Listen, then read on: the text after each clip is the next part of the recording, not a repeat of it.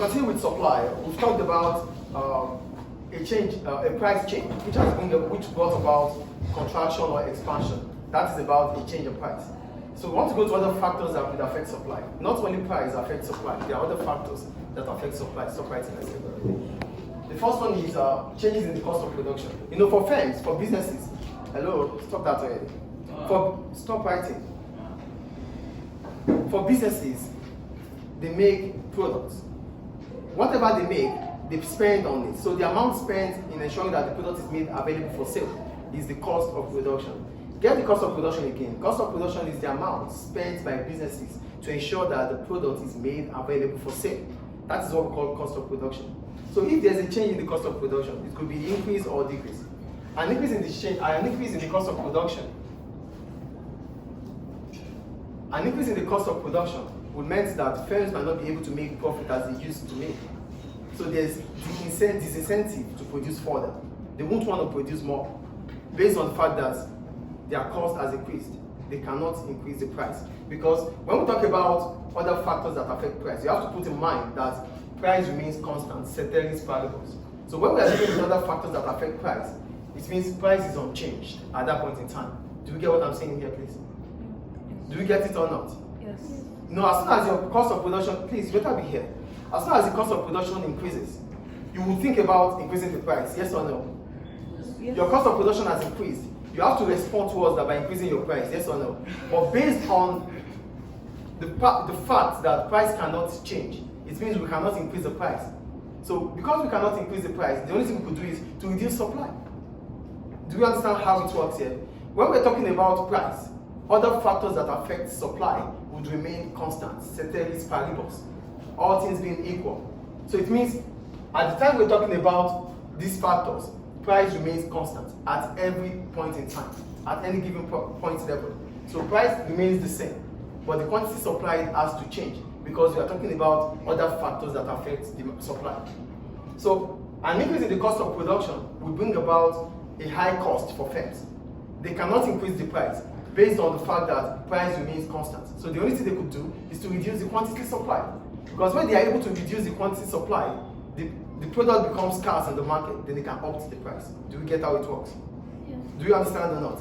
Yes. Okay, done. So that an increase in the cost of production will shift the supply curve leftward from S to S2, and the quantity supply would reduce from Q to Q2. Do we get it? Forget about the S1 here. I used S1, S2, S3. It's still the same.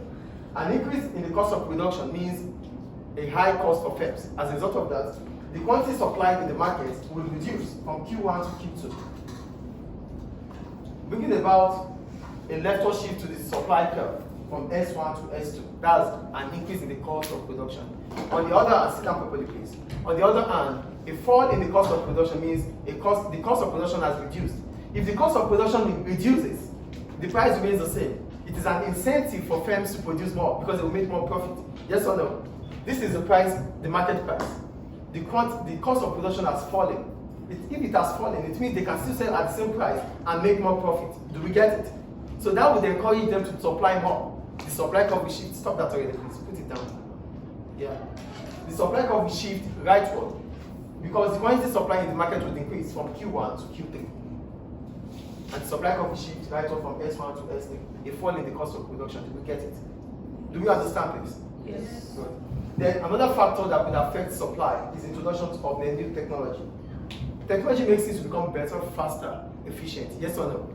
Yes. So if there's technology, advancement in technology, that we can produce more efficiently, it means our productivity would increase. What we produce would increase. Yes or no? Yes. So if it increases, it means our supply curve will shift to the right from S1 to S3 because the quantity supplied in the market due to advancement in technology has increased the quantity from Q1 to Q3. Do we get it? Yes. The third factor, indirect taxes. Taxes are levy imposed by government on the cost of buying or selling. So indirect tax represents value added tax, which we pay on consumption. So if indirect tax increases for firms, it means their cost of production would increase. They cannot increase the price because the price is fixed. So what can they do? They reduce the quantity supply because their cost of production has increased. As a result of that, the supply curve will shift leftward from S1 to S2 because the quantity has reduced from Q1 to Q2. So an increase in indirect taxes represents a high cost of production, shifting the supply curve leftward from S1 to S2. Why? Because the quantity supplied in the market due to an increase in indirect tax would have shifted the quantity supply from Q1 to Q2. Do we get it? Yes. And the last one, government subsidies. When we talk about subsidies are financial help from government. So as soon as government helps us financially, it reduces our cost of production. Yes or no? So government is helping us. If government helps us, it means we are spending less, isn't it? Yeah. If government helps us in the cost of our production, it means we can supply more because government has helped us financially. So subsidies will reduce the cost of production. And if the cost of production reduces, it becomes an incentive for businesses to want to produce more.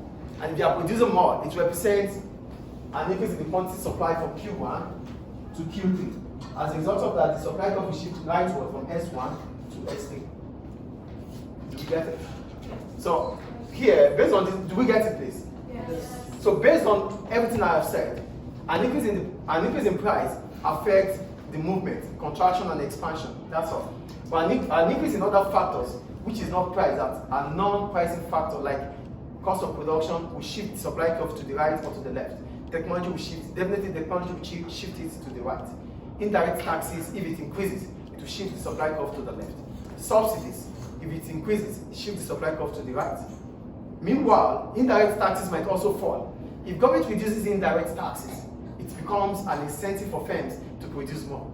So a fall in indirect taxes will shift the supply curve to the right, while a fall in subsidy will shift the supply curve to the left. Do we understand? Yes.